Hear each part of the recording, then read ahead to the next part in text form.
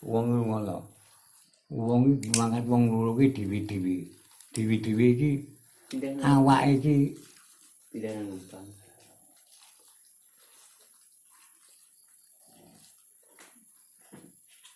Sehingga ini konten. nek kaya aku kaya ngono darani kosongan ya kosongan tendra. Nek sitok iku awake iso sore ora dhewe-dhewe pilih sing aku lagi kuwi nang kuburan pisan-pisan pisanan kok. Pindah ngaleh neng kuburan Mbah Sutobiro ternyata wedi. Yo kuwi dhewe ngono. Nggih. Kuwi nang kuburan. Jane niku udah. Nek kuburan kuwi mesti alami. Nek nang godang kan salebune kono kan wis roh mau-maune iki nek gendhuwo iki ngene-ngene wis ora dadi awake dhewe iki iso jaga-jaga. Nek nang kuburan piye sane jaga-jaga. Jane batore Ngono lho. Nek bature iki nek bature mengketok diceluk enek ngono. Oh dikandani ilang bature. Tandani ilang dari ilang. Bature mbamuri kene.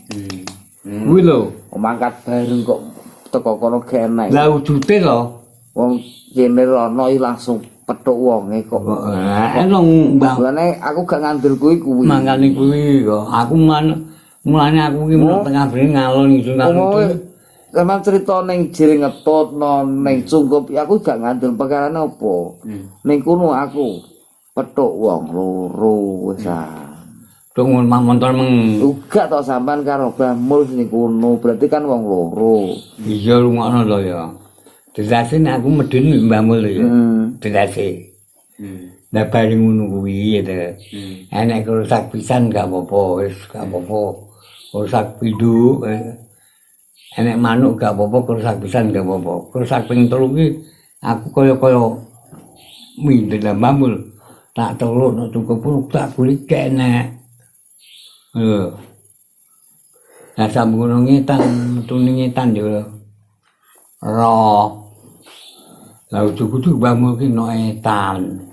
Roh kuwi kudu-kudu kae. Aku ausal nek wong loro nek kono yo nyantet wong loro. Alah. Nyantai opo? Kok kendel menyantai kowe. Lah runu aku ora wong loro berarti kan nyantai to san. Lah ya sing sitoki ilang lho. Niku lho. Paribasane sing sitoki kosongan, sing sitok isi. Ilang maksudnya ngene lho kok nganggo ilang to wong mangkate bareng apa kuwi bareng.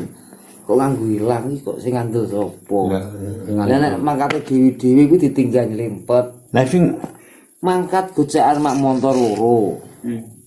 Teko kono ya wong loro. Lah kok ilang-ilang piye? lah ilange iki ngene lho Dra ya. Mau niki Mbak Mul ki wong loro ya aku bilang. Lah Mbak Mul ki medun ngene sungguh mang gitu. Lah kok nek mak montor dhewe-dhewe, lah sitoki ilang kuwi gak teko nggon kuwi andel. Tapi lek gocekan tetep medun tetep wong loro to. Wong ngono. Wong iki mangkat wong loro ki dhewe-dhewe. Dhewe-dhewe iki awake iki Pidana numpang.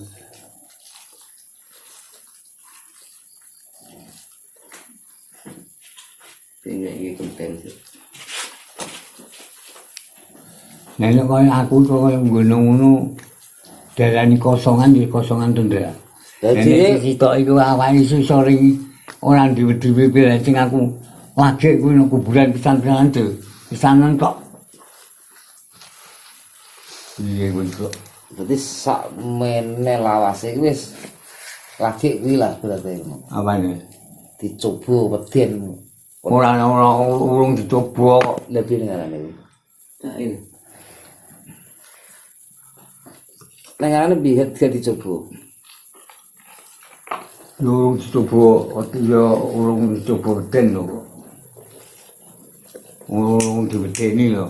Diwedeni amung ben tok wujude wong niku. Kok wujude wong ini ya.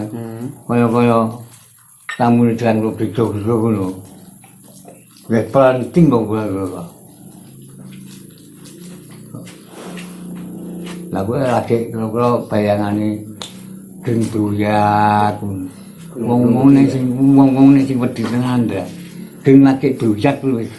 wong wis mlayu. Tapi nek gering doyak waktu doyak iki kadhane wong loro ya wong kita Lah kadane wong iki ketok ngono kuwi kok. Wong dikandhe tok digolek ngono kene kok kuwi tok. Kok ngiyel ya Pak ya? Oh, kok kuwi kok. Kok melok koplak. Nenek budal iki wong loro to dan budal. aku tak buta kan wong loro. Nah, Medun sul tetep wong loro. Ya tetep nek kono iki wong loro to. nenek koyo mbahmu iki wong nek mati iso gawe wong loro. Ya, berarti nek iso gawe wong loro. Iso. Berarti nek iso ngangkat ngetok kene iso. Lah ngono. nek iso gawe wong loro berarti wong telu nek bature. Kok cek wedi Kok lah nang wedi piye? wong batur telu. Wong aku jute mau kamaku wijen. Golek rono kene wong iki. Padahal sing mbok golek yo ning pinggire. Nok tungkem kuwi. Lah iya, lha padahal ini kono kuwi. Padahal yo mlebu kono.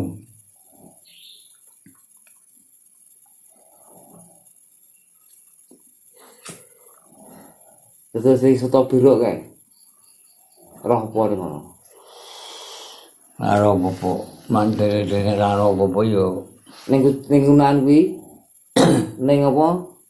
lupin iki. Kok serupin to. Ning Tabirek nang godhok. soto biruk ning lho. Duduk ndre. Godhok kae Godhok ki padang jenjang kok godhok. padang piye mlebu kae. Mbahmu ame meneke.